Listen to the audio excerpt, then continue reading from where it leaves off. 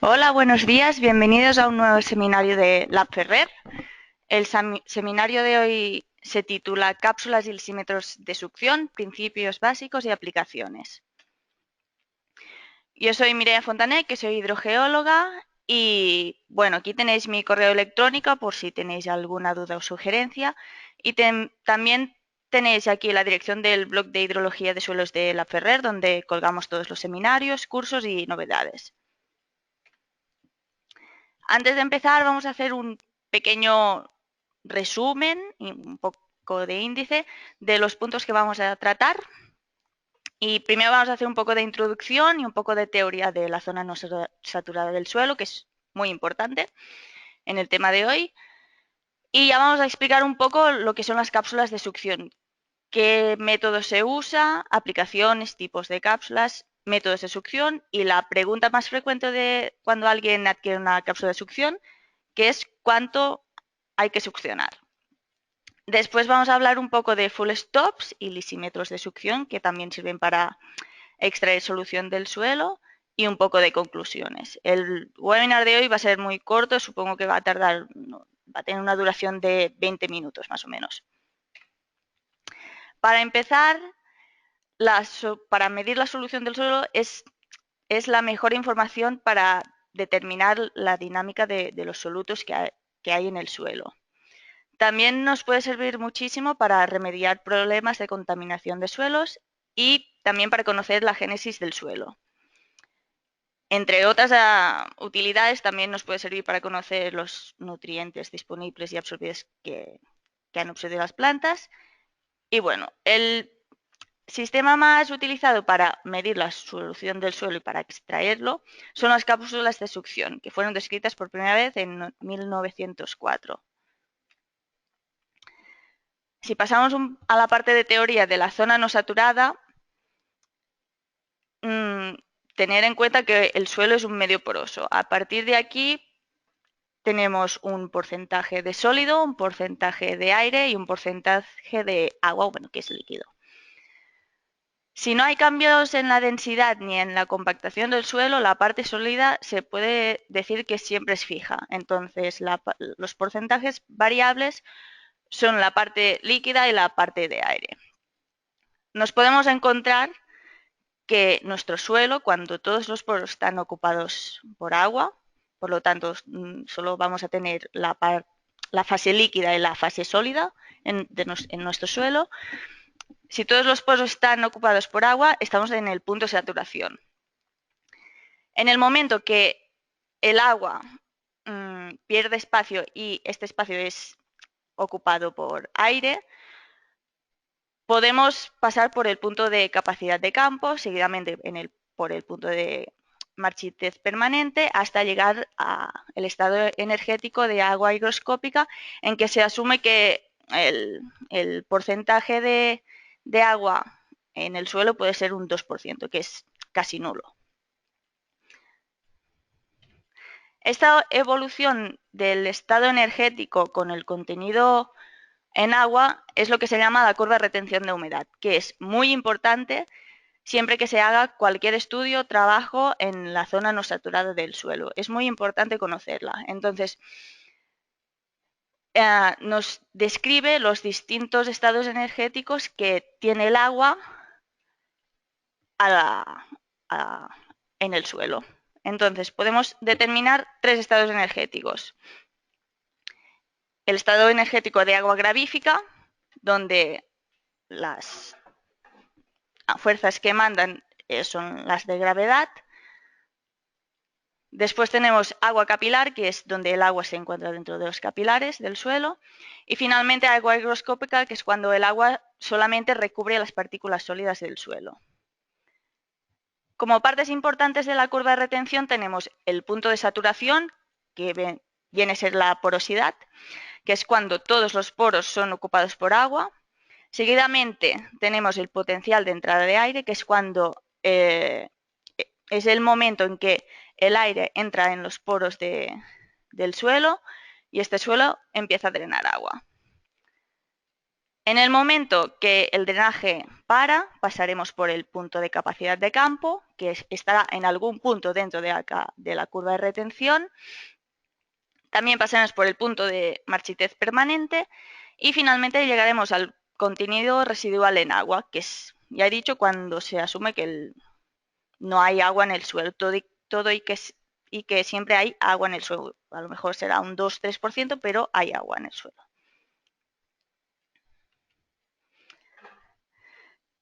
Con la curva de retención de humedad lo que se puede conseguir es entender cómo se va a comportar, mover el agua en nuestro suelo. Entonces, aquí tenemos un ejemplo. Por ejemplo, si tenemos un suelo arenoso, lo que va a pasar es que si tenemos una botella de agua y tiramos el agua en un punto concreto de este suelo arenoso, el bulbo de humectación que se va a crear va a ser mucho más profundo que amplio. Por lo contrario, si tenemos un suelo arcilloso, el bulbo de humectación que se va a crear va a ser mucho más amplio y no tan profundo.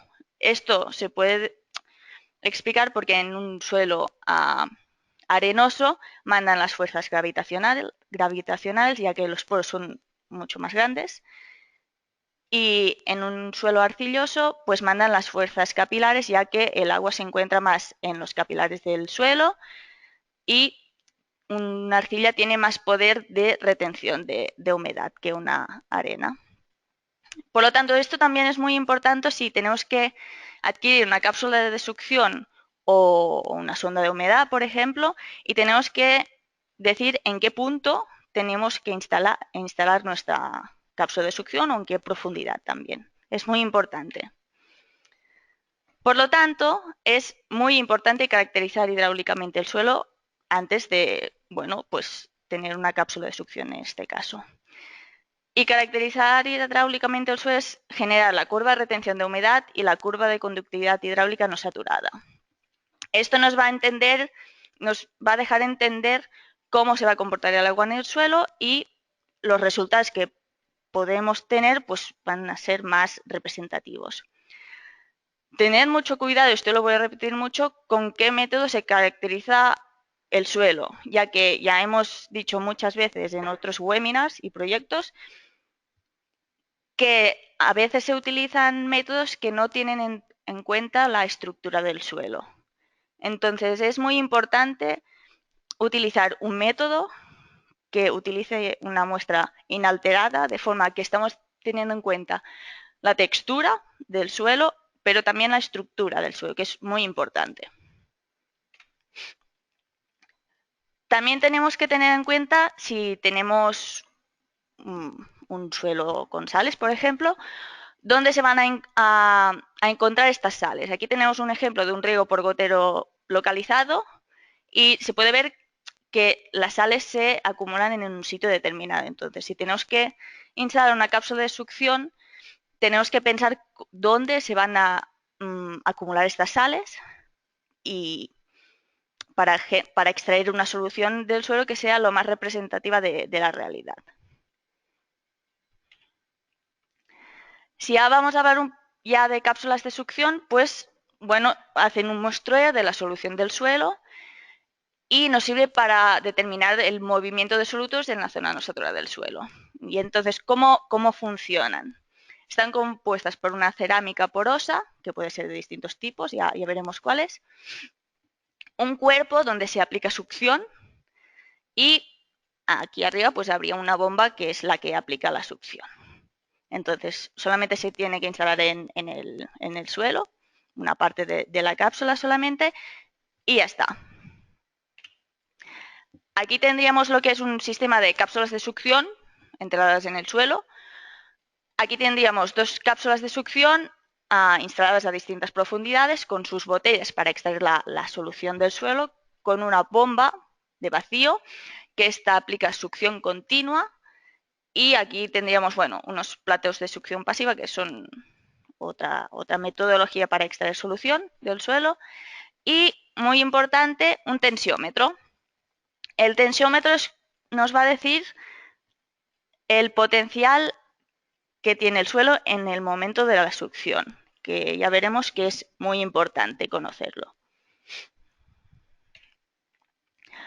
Los métodos de succión pueden ser dos y, bueno, nos definen dos tipos de bomba de vacío. Una va a ser para extracción continua, que tal y como dice el nombre, pues vamos a tener permanentemente extracción de muestra, pero tenemos que ir con mucho cuidado, ya que si aplicamos una succión con la bomba, aplicamos una succión demasiado alta, lo que puede pasar es que en el suelo se nos puede crear como un flujo preferente de agua, de forma que las partículas más finas del suelo pueden ser arrastradas y pueden alterar lo que es la estructura natural del suelo. Y tenemos que ir con mucho cuidado con esto. Para tener una extracción continua de muestra, el suelo tiene que estar o saturado o casi saturado, de forma que extraer esta solución del suelo pues sea relativamente fácil y no tengamos que aplicar una succión pues muy alta. Y bueno, nos sirve para registrar y monitorizar los cambios de concentraciones de solutos. Por lo que hace a la extracción discontinua, tal y como dice el nombre, también pues tenemos una muestra en un momento puntual, en un tiempo determinado. Si se hace bien, no tiene por qué alterar el flujo natural del suelo, ya que la extracción pues, puede tardar unos minutos solamente. Y, importante, la primera muestra que se saca con la botella es despreciable. Se tiene que tirar y sacar una segunda muestra. Entonces, cuando nosotros adquirimos una cápsula de succión, tenemos que pensar qué aplicación le vamos a dar a esta cápsula de succión y qué vamos a hacer con los datos de la solución del suelo.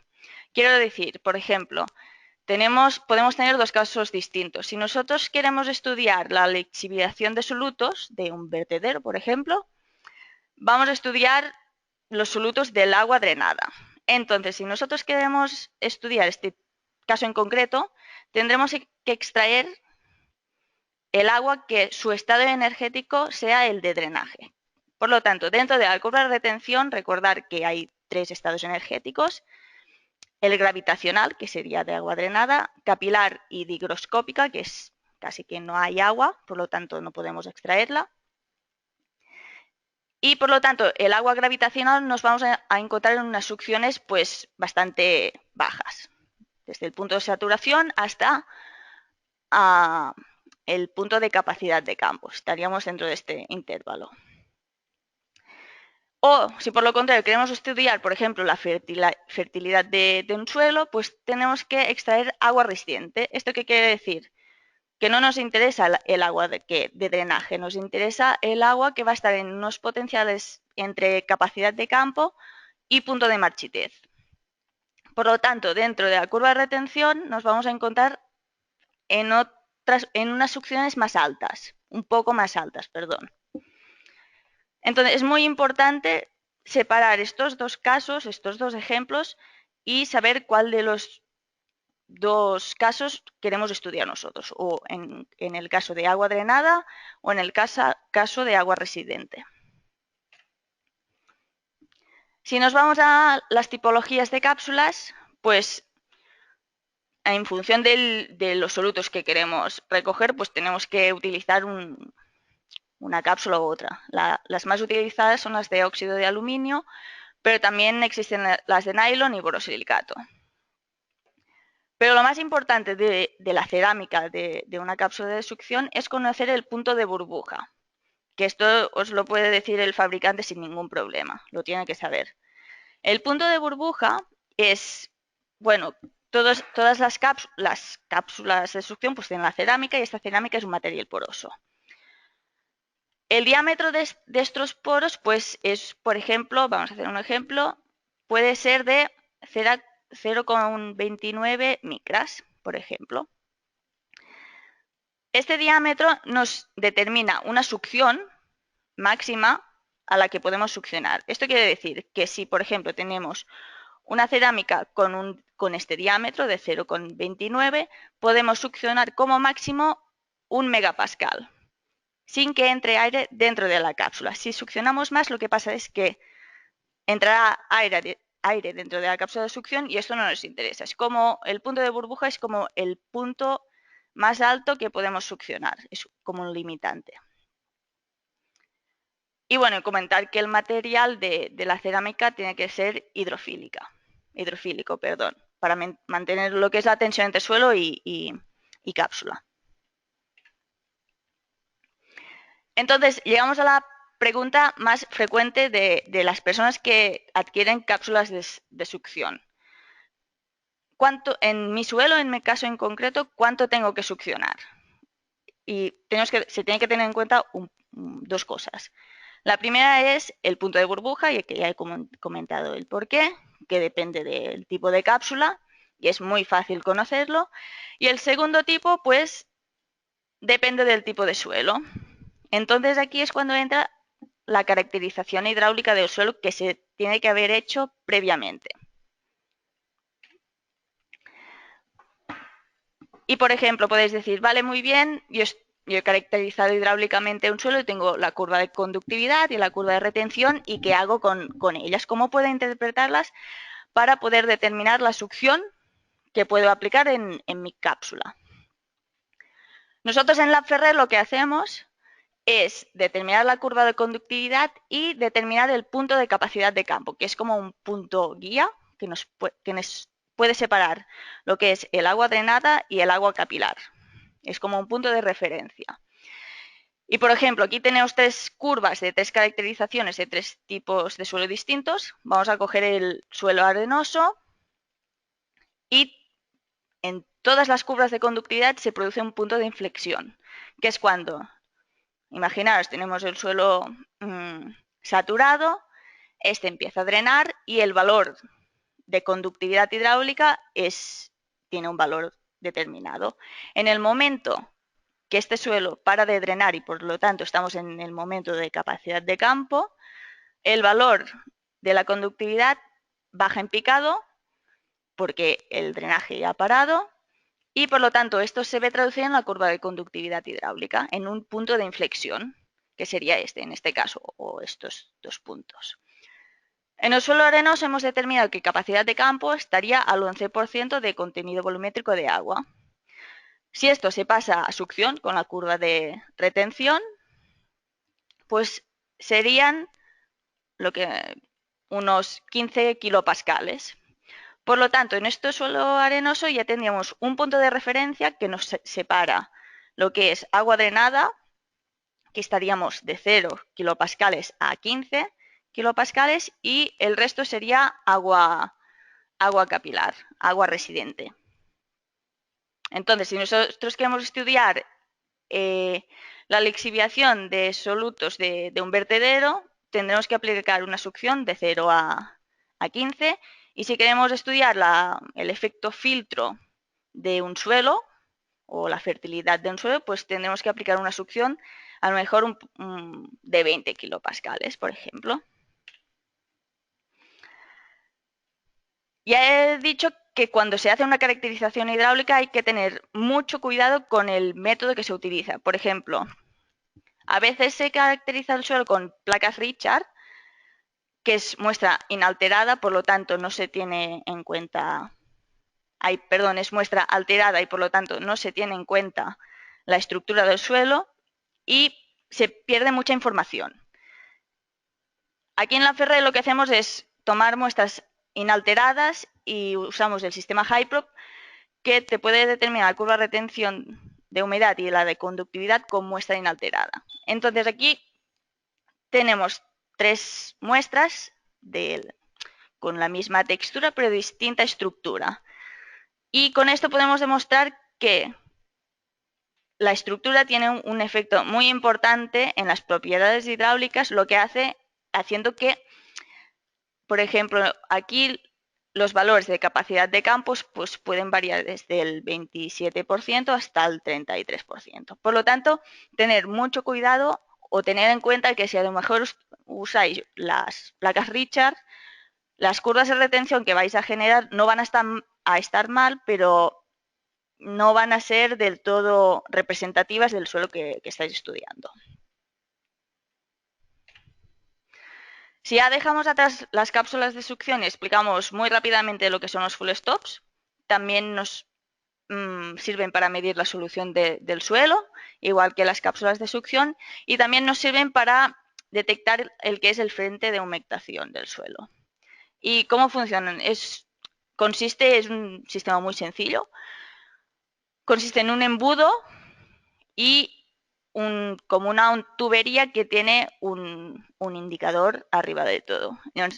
Entonces, lo que pasa es que tenemos el frente de humectación que avanza y cuando llega en el full stop se guarda agua en el reservorio del full stop, haciendo que el indicador suba y nos dice que el frente de humectación pues ya ha llegado a la profundidad donde ha instalado el full stop. De la solución del suelo que hay que quedar dentro del full stop se puede ser extraída con una jeringuilla. Es un sistema muy, muy sencillo. Entonces aquí teníamos un poco la evolución de cómo funcionan los full stops. Tenemos dos full stops instalados a dos profundidades distintas y el frente de humectación pues llega al primer full stop y por lo tanto el primer full stop levanta su indicador. Cuando el frente de humectación ya ha llegado el segundo, también